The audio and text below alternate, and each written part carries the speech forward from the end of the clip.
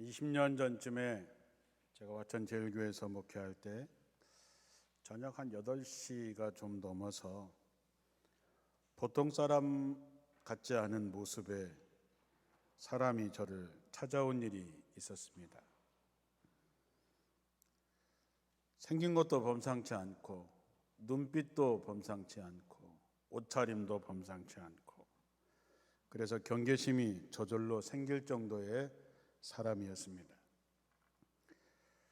사무실로 오라고 그래서 차 한잔을 하면서 어떻게 오셨느냐고 물어봤더니 자기가 아는 사람이 우리 교회 교인인데 목사님 자랑을 하도 해서 정말 그런 사람인지 확인하러 왔다는 것이죠. 좀 황당하기도 했지만 그래도 오신 손님이니까 커피 한잔 대접하면서 그분이 특별하고도 생소한 이야기를 한 2시간 정도 들었던 것 같습니다.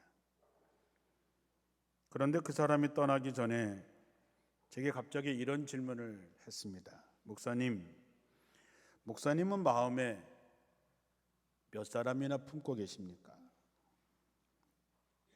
갑작스러운 질문에 당황하기도 했지만 저는 한 3만 명 정도를 품고 있다고 얘기를 했습니다. 당시 화천군 인구가 그 정도 되었기 때문에 저는 화천군을 품고 있는 사람으로 한 3만 명 정도 품고 있다. 그자 그 사람이 가면서 목사님 더 많은 사람을 품으세요. 그러고 갔습니다. 물론 그 사람의 말에 다 수긍하는 것은 아니지만 지금도 한밤중에 갑자기 찾아왔던 낯선 그 사람의 질문을 마음속에 떠오를 때가 많습니다. 그래, 나는 과연 몇 사람이나 품고 있을까? 아니, 하나님께서 내게 품게 한 사람은 과연 얼마나 될까? 여러분은 마음에 몇 사람이나 품고 계십니까? 여러분을 통해서 구원받을 사람을 몇 사람이나 품고 있느냐 하는 것이지요. 오늘 우리는 하나님께서 내 가슴에 품게 한 사람이 얼마나 될까라고 하는 질문에서 오늘 말씀을 시작하려고 합니다. 왜냐하면 구원의 역사는 내가 누군가를 품는 데서부터 시작이 되는 것이고 기적도 거기에서부터 시작되는 것이기 때문입니다. 하나님의 소원이 무엇일까요? 하나님의 소원은 디모데전서 2장 4절에 보면 하나님은 모든 사람이 구원을 받으며 진리를 아는 데 이르기까지 원하신다 했습니다. 하나님의 소원은 모든 사람이 다 구원받는 것이고 모든 사람이 다 예수를 아는 것입니다. 그런데 그 구원의 역사는 내가 죽어가는 영혼을 내 마음속에 품는 데서부터 시작이 됩니다.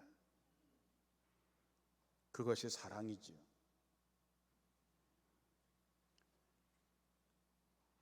어제 어떤 장로님이 선거에 투표로 왔다가 가축 병원이 어디 있느냐고 물어서 나는 가축 병원이 어딘지 모른다고 인터넷 왜 그러냐 그랬더니 자기가 집에서 닭을 기르는데 닭이 알을 품는데 얼마나 그 생명을 살리려고 하는지 열 때문에 털이 다 빠졌는데도 그 암탉이 그 알을 품어서 병아리 26마리를 깼다라고 하는 얘기를 들었습니다. 털이 다 빠지는데도 불구하고 그 알에서 새로운 생명을 얻으려고 노력하는 그 암탉의 모습, 그리고 수탉은 먹을 것을 주면 그 암탉이 먹을 때까지 먹지 않고 기다리고 있다고 그러면서 저보고 목사님 그 닭대가리라고 하는 말은 틀린 것 같아요. 저는 그 얘기를 들으면서 마음에 뭉클한 생각이 들었습니다. 병아리를 탄생시키려고 털이 다 빠지는데도 세일에 동안 품고 있는 그 암탉과 그를 안타깝게 여기는 수탉이 먹을 것을 줘도 암탉이 먹을 때까지 먹지 않는 그 모습을 보면서 우리 자신의 모습을 한번 돌아봤습니다. 하나님은 우리를 품으셨습니다. 우리가 뭐 그럴 만한 인물도 아닌 거 아시지요? 그래서 우리를 포기해도 되고 죽든 말든 지옥에 가든 말든 내버려둬도 되는데 하나님은 우리를 품고 계십니다. 우리를 사랑하시기 때문에 우리를 살리기 위해서 이 땅에 오셨습니다. 그런데도 우리가 알아보지 못하고 그 예수님을 십자가에 못 박아 죽였음에도 불구하고 주님은 지금도 우리를 사랑하십니다. 전기가 연결돼야지 이렇게 빛이 켜지는 것처럼 예수님 하나님과 우리와의 끊어진 관계를 자신의 생명으로 연결시켜서 우리가 영원한 생명을 얻은 구원받은 사람이 되게 한 것이죠. 우리는 주님의 길을 따르는 사람들입니다. 여러분 예수 믿는다고 얘기하지요.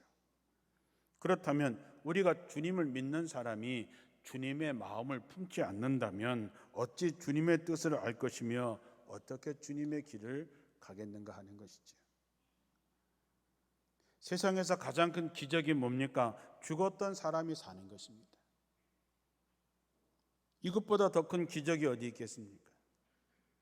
그런데 그 기적이 여러분들의 마음에 품어지는 사람이 생길 때부터 시작이 된다라고 하는 것입니다. 주님께서는 내가 품으라고 우리 마음에 감동을 주었는데도 불구하고 우리가 품지 않고 순종하지 않는다면 우리는 그 사람을 지옥에 떨어뜨리는 사람일 뿐입니다.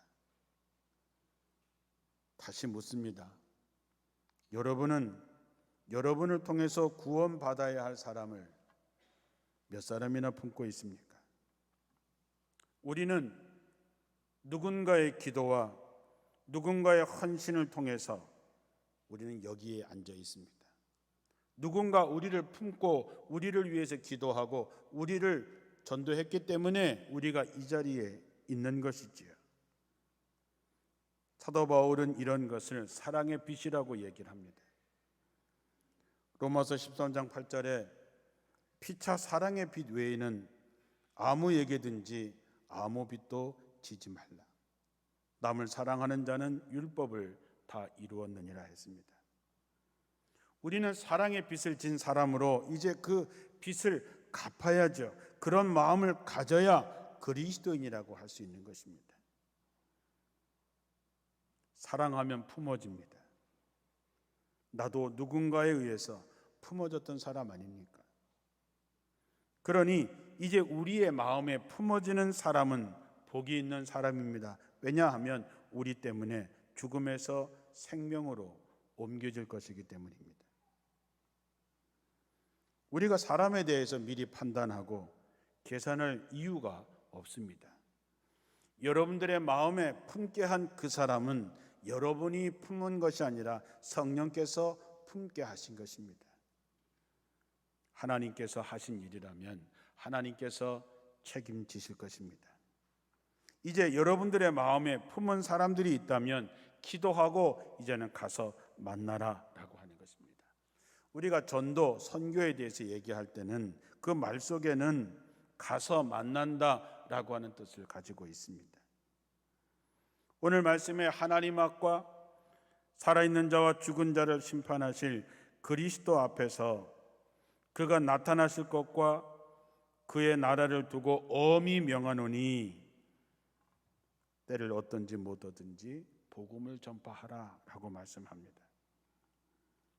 우리가 성경을 읽다가 보면 가라라고 하는 말이 계속해서 나옵니다.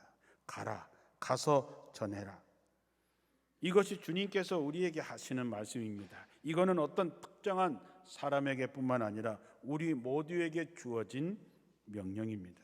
그렇다면 우리는 이제 마음에 품어진 사람을 위해서 그를 살리기 위해서 가서 만나야 되는 것이죠. 예수님은 당시 인기 최고의 분이셨습니다. 그러니 예수님께서 좋은 자리, 좋은 곳에서 앉아만 계셔도 수많은 사람들이 저절로 찾아오게 되어 있었지만 예수님은 고울을 두루두루 찾아다니면서 복음을 전하시고 병을 고치시고 귀신을 쫓아내셨습니다. 제자들도 마찬가지죠. 누가복음 9장 6절에 보면 제자들이 나아가 각 마을에 두루 다니며 곳곳에 복음을 전하며 병을 고치더라 그랬습니다. 이 말씀 속에 4개의 동사가 나오는데 그 중에 주 동사가 2개 있는데 하나는 가라, 하나는 다니리. 가라, 다녀라 라고 하는 말은 찾아가는 것이죠. 예수님의 제자는 찾아가는 사람입니다. 그렇게 다니면서 복음을 전하면 능력이 나타납니다. 그것은 제자들의 능력이 아니라 하나님의 능력이지요. 그 사람이 진짜인지 가짜인지는 그 사람에게 어떤 능력이 나타나는를 통해서 알 수 있습니다. 복음의 능력, 그것이 사람을 살리는 일이 된다고 하는 것이죠. 그런 사람이 주님의 제자이고 주님의 증인입니다. 그러므로 예수님의 참된 제자는 자기 자리를 박차고 일어나서 세상 사람을 향해서 나아가는 사람입니다. 자리를 떠나라는 말씀, 그 자리가 어떤 자리일까요? 자기가 누릴 수 있는 자리, 권리의 자리, 안락한 자리, 편안한 자리, 자신의 욕구를 채워주는 자리이겠죠. 그런데 복음을 전하기 위해서 그 자리를 떠나라고 하는 것입니다. 네 자리를 털고 일어나서 너를 필요로 하는 그 사람에게 가라라고 하는 것입니다. 하나님은 하늘에 계시지 않고 자리를 떠나서 이 땅에 오셨습니다. 모든 사람을 구원하시기 위해서 하나님은 그 하늘 보좌를 떠나셔야 됐지요. 예수 그리스도를 따르는 우리 또한 예수님처럼 내가 있는 이 자리를 떠나서 그에게 가서 하나님의 증인, 주님의 제자로 살아야 됩니다. 떠나는 것은 내 자리를 떠나는 것이고 다니는 것은 사람들 사이에 다니는 것입니다. 우리는 갈등의 자리, 분열의 자리, 아픔의 자리에 들어가는 것이죠. 다니는 것이 우리에게 주어진 명령입니다. 사람이 머물러 있으면 텃세를 부리게 됩니다. 사람이 머물러 있게 되면 누가 더 크냐 가지고 다투게 되어 있습니다. 사람이 머물러 있으면 고여서 썩게 되어 있습니다. 그러나 다니면, 찾아가면 그럴 사이가 없지요. 우리는 그 속에서 하나님의 능력을 경험하게 됩니다. 생명은 흘러보내면 보낼수록 더 넓어지고 깊어지는 것을 경험하게 될 것입니다. 이렇게 예수님도 가서 만나 전도하셨고 제자들도 전도하러 보내심을 받았습니다. 찾아가서 만나주시고 그에게 필요한 것을 채우시고 그의 인생을 변화시켰습니다. 만남이 없는데 어떻게 역사가 일어날 수 있겠습니까? 이제 코로나 3년 동안 우리는 비대면이라고 하는 말을 익숙해져 왔습니다. 거리두기에 익숙해져 왔습니다. 이제 가까이 있는 것을 불편하게 생각할 때가 됐습니다마는 이제 우리가 자리에서 털고 일어나서 하나님께서 우리를 위해서 누가 갈고 할 때에 내가 여기 있습니다. 누가 갈까요? 하나님을 사랑하는 사람이 갑니다. 이웃을 사랑하는 사람이 가지요. 그래서 전도도 하러 가고 선교사로 가는 것입니다. 왜냐하면 사람은 사랑하는 만큼 살기 때문입니다. 하나님을 사랑한다고 하면서 사람 하나 품지 못하고 복음을 전하러 나가지 못한다면 그가 어찌 하나님을 사랑한다 말할 수 있겠습니까? 하나님을 만나게 해주려면 교회 문을 열고 나가야 됩니다. 그들이 있는 그곳으로 가야 되는 것이죠. 원주의 인구가 36만 명이라고 얘기를 합니다.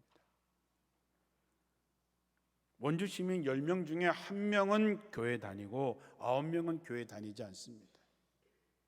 1명은 구원받은 사람이고 9명은 구원받지 못한 사람이라고 얘기할 수 있겠지요. 자, 그러면 하나님의 관심은 어디에 있을까요? 교회의 관심은 어디에 있어야 할까요?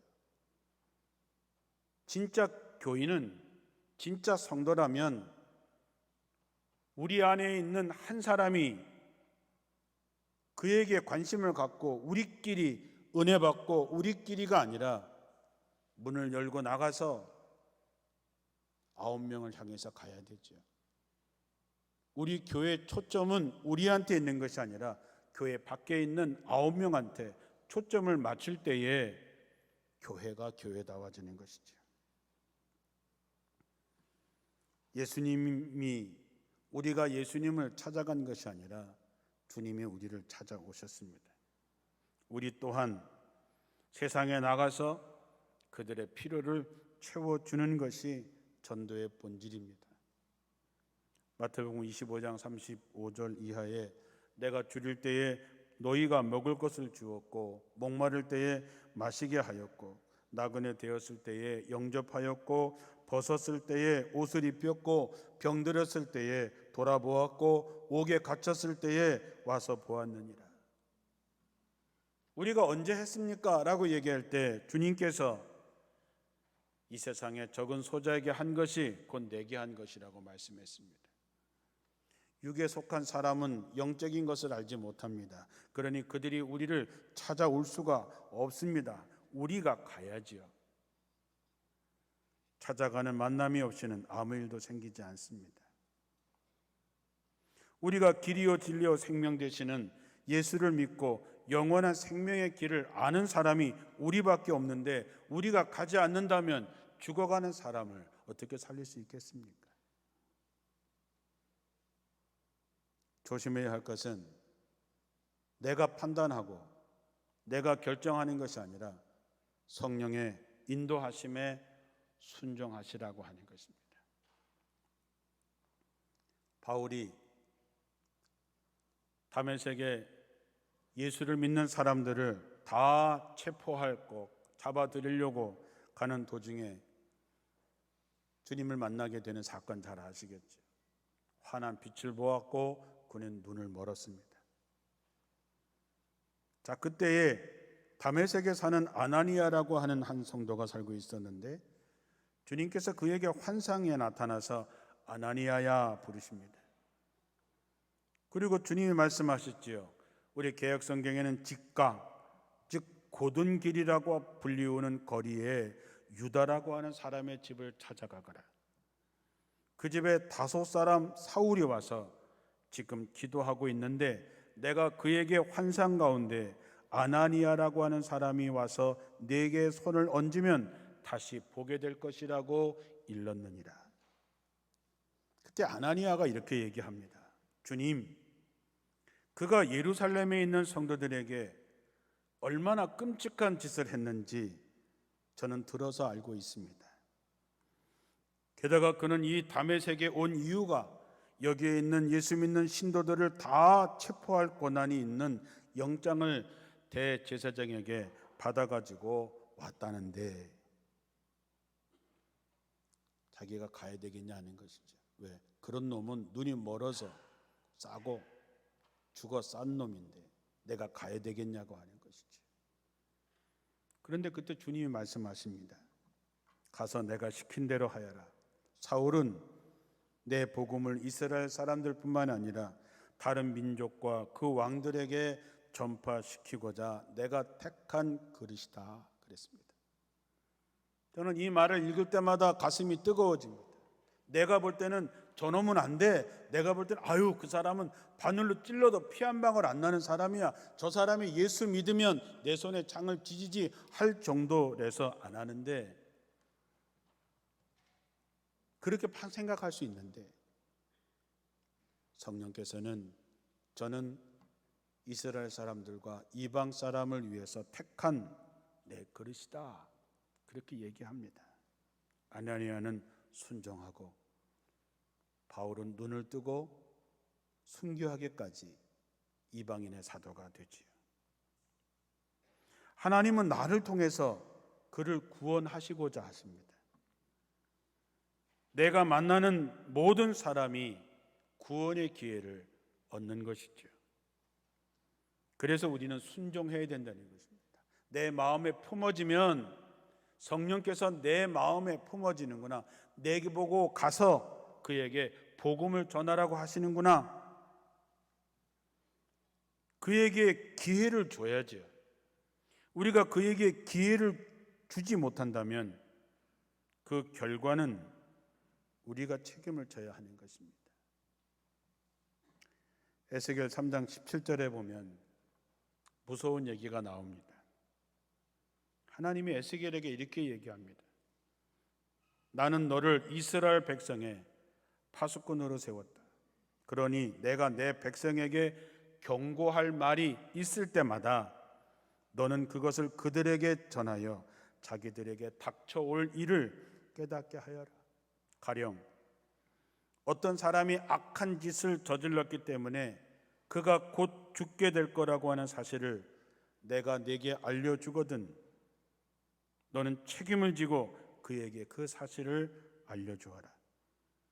그래서 그가 자신의 악한 행실을 고쳐서 목숨을 건질 수 있는 기회를 얻게 하여라.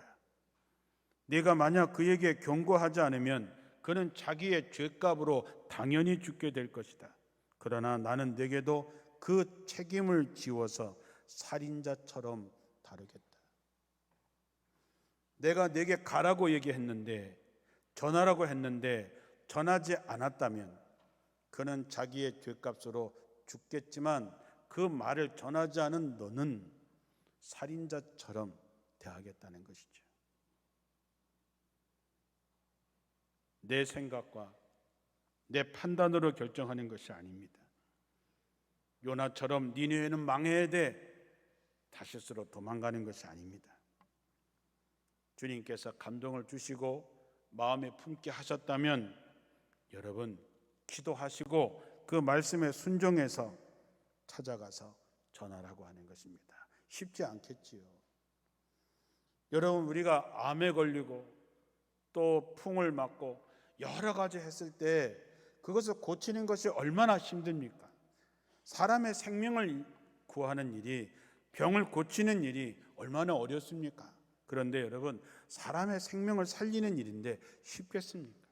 더군다나 마귀와 영적 싸움을 해야 하는데 만만하겠습니까? 고린도로 전도하러 갔던 바울은 이렇게 고백했습니다. 고린도전서 2장 3절에 내가 너희 가운데 거할 때에 약하고 두려워하고 심히 떨었다.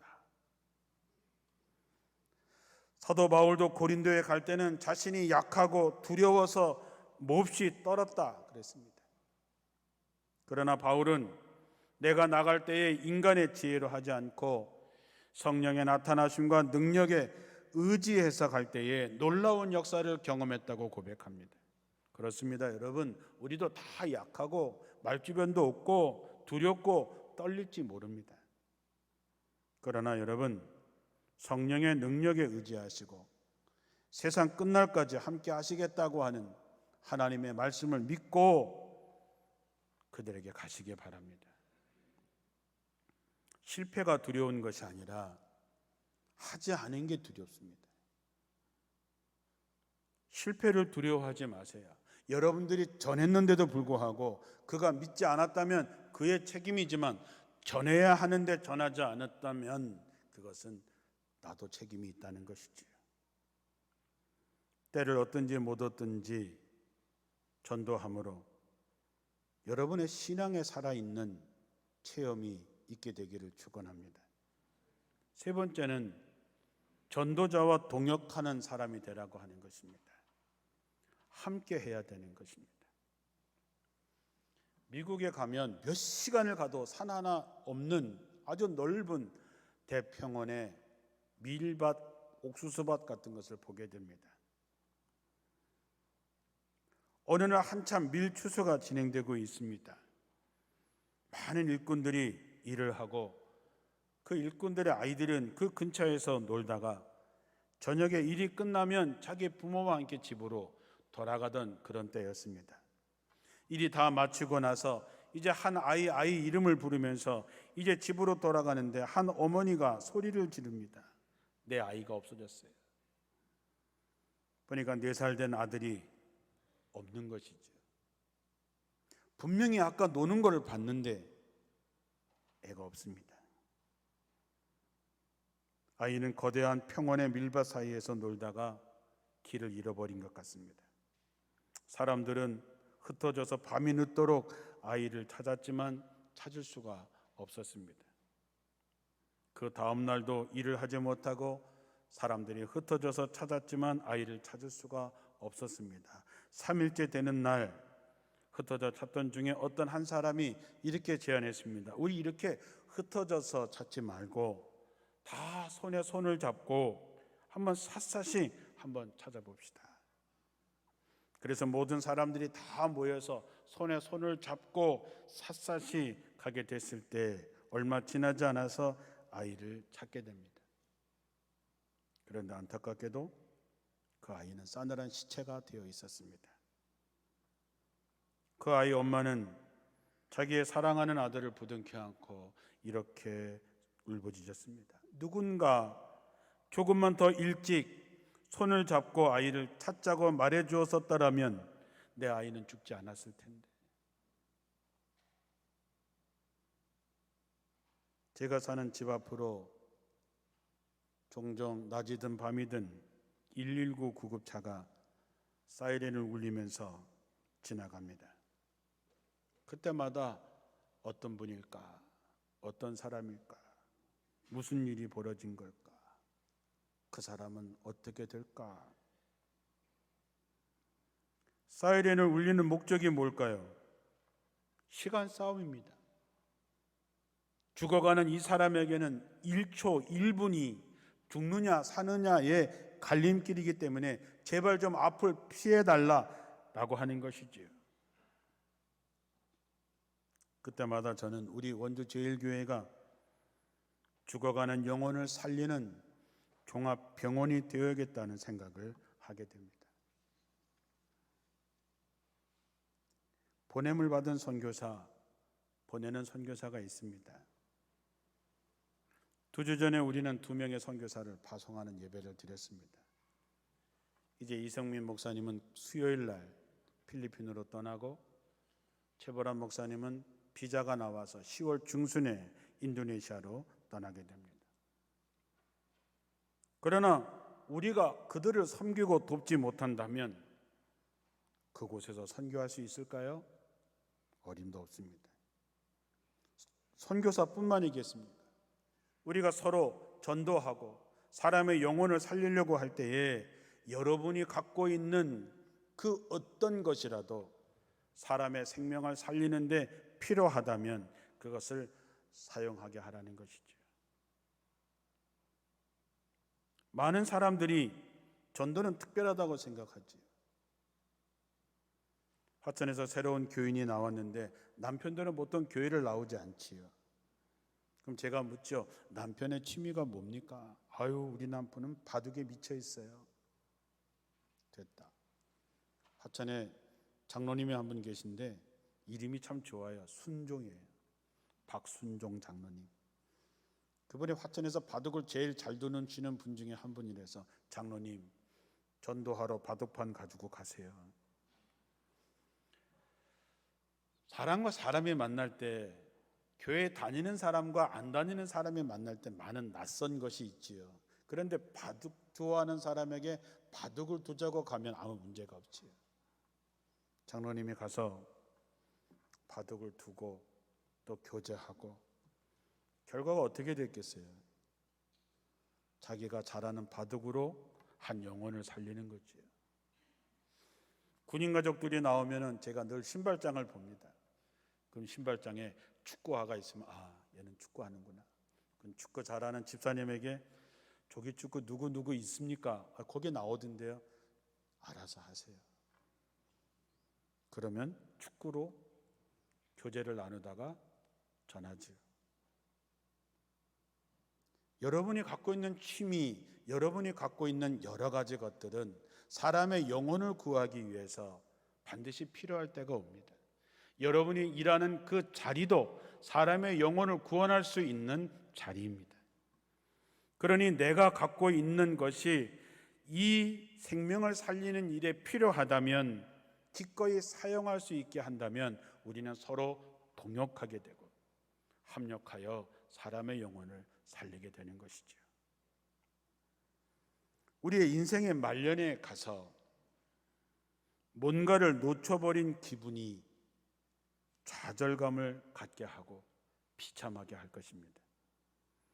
내가 할 수 있었던 일을 이루지 못한 것에 대한 후회 때문에 비참해지지 말자는 것이지요. 기꺼이 함께 하시기를 주님의 이름으로 축원합니다. 마지막으로 이제 모든 것은 하나님께 맡기는 것이죠. 초대교회의 마지막 결론이 뭡니까? 하나님을 찬미하고 온 백성에게 칭송을 받으니 주께서 구원받는 사람을 날마다 더하게 하셨다. 날마다 부흥하게 하신 분이 누구냐? 주님이 하셨다는 얘기죠. 우리가 최선을 다하고 우리가 마음에 품고 우리가 기도하고 힘들어도 그에게 가서 복음을 전하고 함께 동역하고 나면 이제 나머지는 하나님이 하시는 것입니다. 고린도전서 3장 7절에 씨를 뿌리는 사람이나 물을 주는 사람은 그다지 중요하지 않습니다. 키워주시는 하나님만이 중요한 분입니다. 바울은 심고 아볼로는 물을 줍니다. 아볼로가 심고 바울이 물을 줍니다. 그러나 그것을 자라게 하시는, 열매를 맺게 하시는 최종적인 결과는 하나님이 하신다 그랬습니다. 그러므로 우리가 최선을 다해서 품고 기도하고 가서 전하고 동역했다면 이제 결론은 하나님께 맡기는 것이지요. 사도행전 13장 48절에 바울과 바나바가 가서 복음을 전할 때 이방인들이 듣고 기뻐하여 하나님의 말씀을 찬송하며 영생을 두시기로 작정된 자는 다 믿었다 그랬습니다. 영생을 주시기로 작정된 사람들, 하나님의 예비하심 속에 있는 사람들은 다 믿었다 했습니다. 사랑하는 성도 여러분, 이제 품으십시오. 그리고 만나러 가십시오. 함께 동역하십시오. 그러면 우리 눈으로 하나님이 하신 기적을 보게 될 것입니다. 세상에서도 죽어가는 사람을 살린 사람을 의인이라고 칭찬하지요. 하물며 죽어가는 영혼을 살린 아름다운 전도자의 그 이름, 하나님의 나라에서 하나님의 생명책에 영원히 기록될 것입니다. 기도하겠습니다.